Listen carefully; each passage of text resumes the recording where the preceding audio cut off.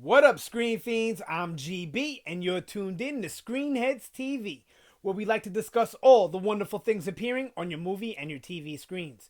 In this episode, I'm going to give my review of a horror film I just saw, 2017's A Cure for Wellness. It's directed by Gore Verbinski, starring Dane Dehaan, Jason Isaacs, and Mia Goth. Okay.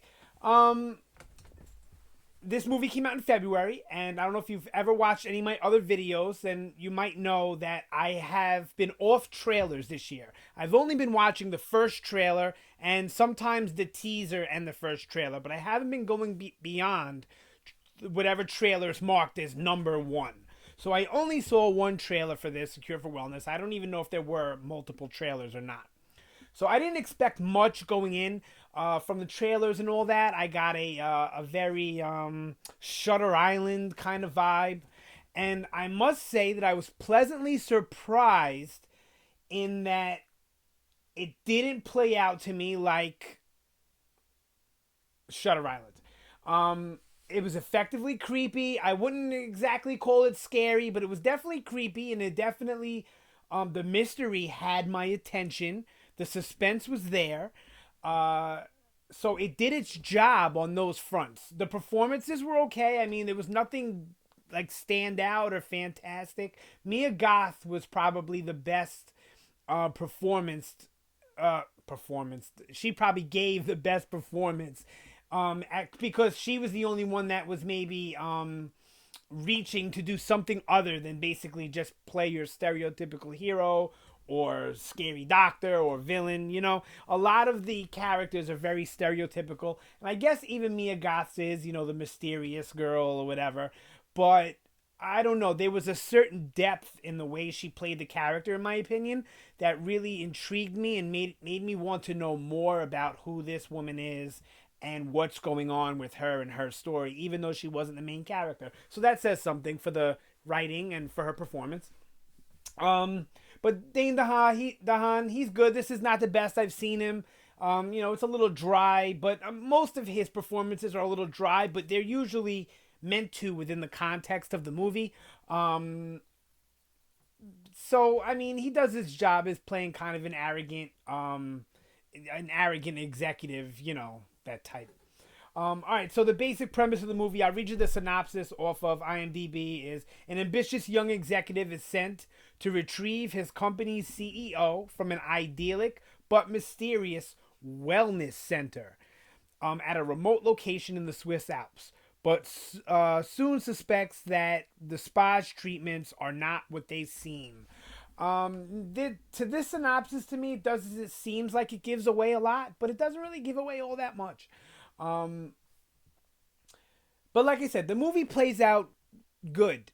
It's very suspenseful and it's creepy. Like I said, I wouldn't exactly call it scary, but I don't want to say falls apart at the end, because it doesn't. The end is still good. It's decent, it's somewhat solid, but the movie is so methodically paced that, you know, it's such a deliberate pace, the movie, which adds to the creepiness and the suspense of it.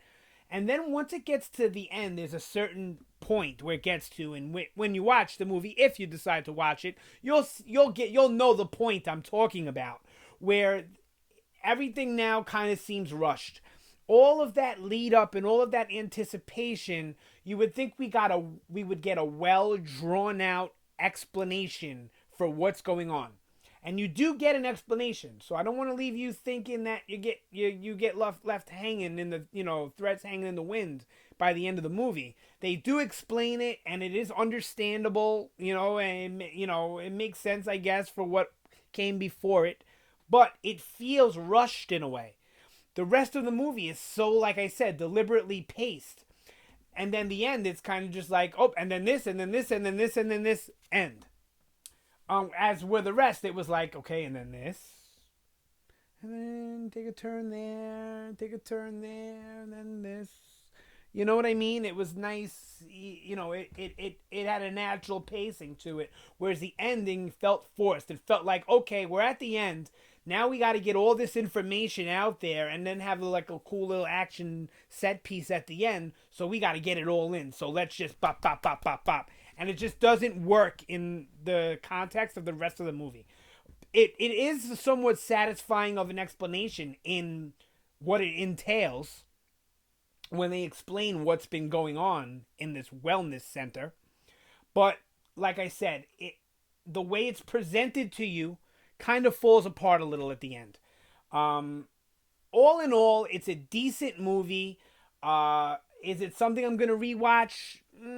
Maybe, maybe not. Maybe if I want to get somebody else to watch it, I'll rewatch it. Bored day comes on cable, maybe I'll rewatch it. But will I ever sit down and say I'm gonna watch A Cure for Wellness again? No. Will I even remember it in the next 5 or 10 years? Probably not, honestly. But it's a decent enough watch to kill 2 hours of your time now. So out of 5, Cure for Wellness, I'm gonna give it a 3. And it's a low end of the 3. Like, it's almost a 2.5, but I'm gonna give it a 3 just because it kept me interested and intrigued throughout the movie, even though, like I said, the ending did fall apart a little bit for me. But all in all, it was a decent enough movie. Rewatchability, not much. But on your first time viewing, I'm sure you'll enjoy it, especially if you're a fan of horror or if you just like any of the people involved. Alright, that's it for this video. Hope you enjoyed it. If you want to chime in on your opinions on this movie, go right ahead. That's pretty much it. Alright, you guys have a great day. I know I need to work on the endings of these videos. I really do. Alright, you guys have a great day, and I will see you next time.